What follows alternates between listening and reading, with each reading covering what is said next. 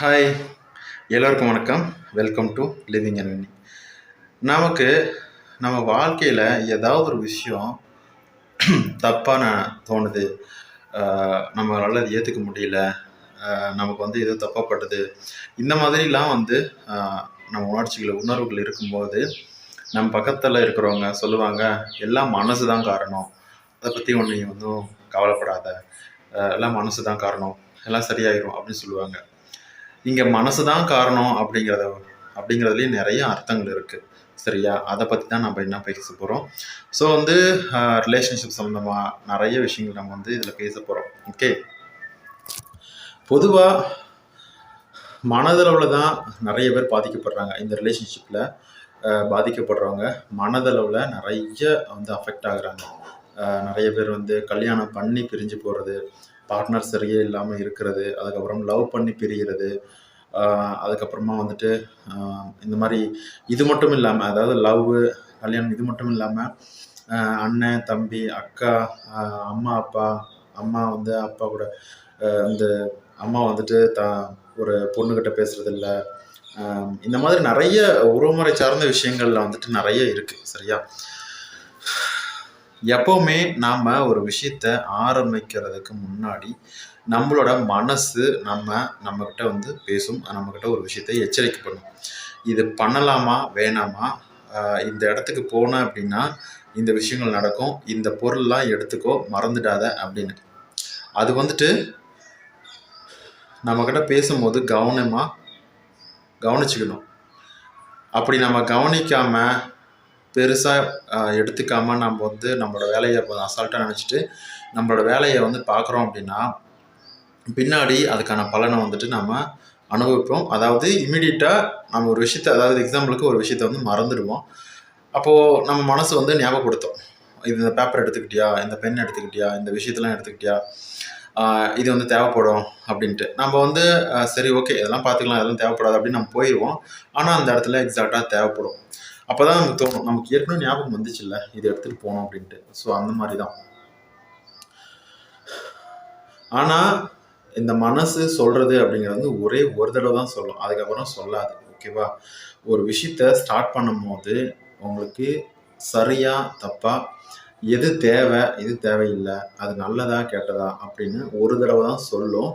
அதை நீங்கள் வந்துட்டு கவனித்து அதுக்கு தகுந்த மாதிரி நடந்துட்டீங்க அப்படின்னா லைஃப் ரொம்ப நல்லாயிருக்கும்.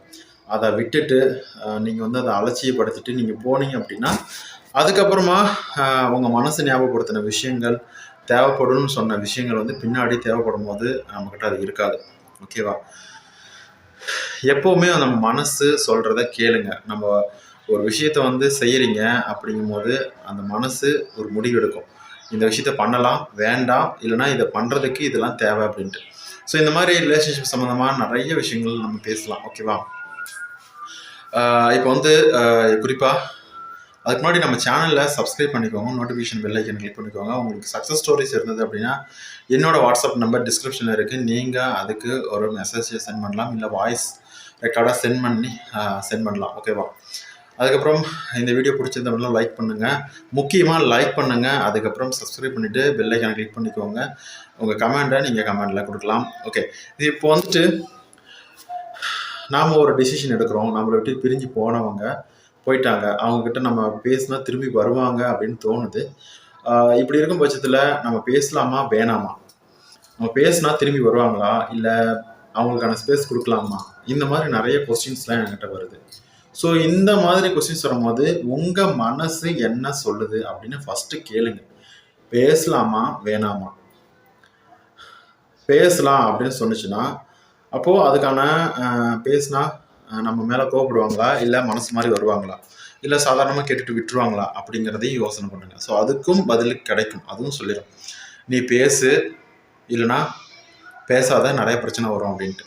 இல்லைனா பேசு, நீ எந்த பிரச்சனையும் வராது, பார்த்துக்கலாம் அப்படின்ட்டு. ஸோ இதை உங்கள் மனசு சொல்கிறத நீங்கள் வந்து ஃபஸ்ட்டு கேளுங்க, அதுக்கப்புறமா முடிவு பண்ணுங்கள் இவங்களுக்கு வேணுமா வேணாமா அப்படின்ட்டு. சரியா? ஸோ எப்போவுமே அந்த மனசு வந்து ஒரு தடவை தான் சொல்லும். ஸோ நம்ம விட்டு போனவங்கள திரும்ப கொண்டு வர்றது, மெத்தடு, ப்ராக்டிஸு, இது எல்லாமே வந்து நம்ம பண்ணலாம். ஆனால் ஒரு தடவையாவது உங்கள் மனசு சொல்கிறத கேட்டுக்கோங்க. சரியா? உங்கள் மனசை வந்து எப்போவுமே வந்துட்டு வேதனைப்படுற மாதிரியோ கவலைப்படுற மாதிரியோ கொண்டு போய்க்காதீங்க. எப்போவுமே உங்கள் மனசையும் நீங்களும் கொஞ்சம் உற்சாகமாக வச்சுக்கோங்க லைஃப்பில். ஒரு நாள் எந்திரிச்சதுலேருந்து நைட்டு தூங்குற வரைக்கும் கொஞ்சம் ஜாலியாக சிரித்து பேசி சந்தோஷமாக இருக்க ட்ரை பண்ணுங்கள். ஏன் அப்படின்னா, நம்ம ஒரு விஷயத்து மேலே அதிகமாக கவலைப்பட்டுக்கிட்டே இருக்கணும் அப்படின்னா கடைசியில் வந்துட்டு அது வந்து நம்மளை வந்து ஒரு தனிமையை கொண்டு போய் தள்ளிரும். சரியா? யாருக்கிட்டையும் பேச தோணாது, சாப்பிட தோணாது, பழக தோணாது, எந்த ஒரு புது முயற்சியுமே எடுக்க தோணாது. ஒரு லைஃப்பை இம்ப்ரூவ் பண்ணணும், நம்ம பணம் சம்பாதிக்கணும், ஒரு வேலைக்கு போகணும், இல்லை மற்றவங்க வந்து மெச்சுற மாதிரி நம்ம வந்து ஒரு வீடு கட்டி நல்லா இருக்கணும். இந்த மாதிரி பல ஆசைகள் இருக்கும். லைஃப்பில் முன்னேறணும்னா இதெல்லாம் பண்ணலாம் அப்படின்னு ஆசைகள் இருக்கும். அந்த ஆசைகளை எதையுமே வந்து செய்ய விடாது. அதே மாதிரி ஞாபகம் கூட படுத்த விடாது. உங்களுக்கு எப்போவுமே அந்த கவலை மட்டும்தான் உங்கள் மனசில் இருக்கும். அப்படி கவலை மட்டுமே கவலைப்பட்டுட்டே வாழ்கிறதா வாழ்க்கை? அப்படி இல்லை தானே.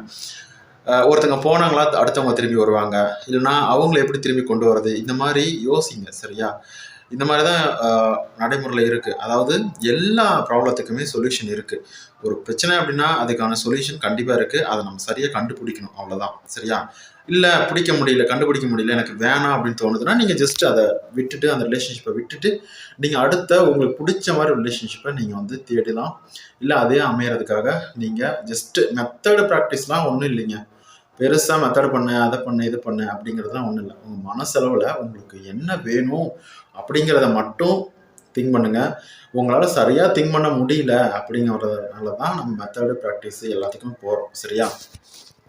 மெத்தடு ப்ராக்டிஸ் எல்லாமே வந்துட்டு அதுவும் வந்து ஒரு நல்ல விஷயந்தான். ஏன்னா அது பண்ணுறதுக்குலாம் எனக்கு டைம் இல்லைங்க, அது வந்து ப்ராப்பராக பண்ணணும், இப்படி தான் பண்ணணும் அப்படின்னு நீங்கள் சொல்கிறீங்க அப்படின்னா, எனக்கு அது செட் ஆகலை அப்படின்னா, நீங்கள் மனசில் பாசிட்டிவாக உங்களுக்கு என்ன தேவை அப்படிங்கிறத மட்டும் யோசிங்க. இது தவிர என்கிட்ட பேசணும், என்னோடய பர்சனலாக என்கிட்ட வந்து கோச்சிங் எடுக்கணும், நான் வந்து கிளாஸஸ் வந்து எடுக்கணும் அப்படின்னு நினச்சிங்க அப்படின்னா, நீங்கள் என்னோடய வாட்ஸ்அப் நம்பர் டிஸ்கிரிப்ஷனில் இருக்குது, நீங்கள் அதுக்கு மெசேஜ் பண்ணலாம். அதே மாதிரி முக்கியமாக இந்த வீடியோவுக்கு பிடிச்சிருந்தேன் அப்படின்னா லைக் பண்ணுங்கள், ஷேர் பண்ணுங்கள், அதே மாதிரி சப்ஸ்கிரைப் பண்ணிக்கோங்க, கமெண்ட் பண்ணுங்கள். நீங்கள் எந்த விஷயத்துக்காக மேனிஃபெஸ்டேஷனை, லா ஆஃப் அட்ராக்ஷனை யூஸ் பண்ணுறீங்க அப்படிங்கிறத நானும் தெரிஞ்சுக்கிறேன். ரொம்ப நன்றி, வணக்கம்.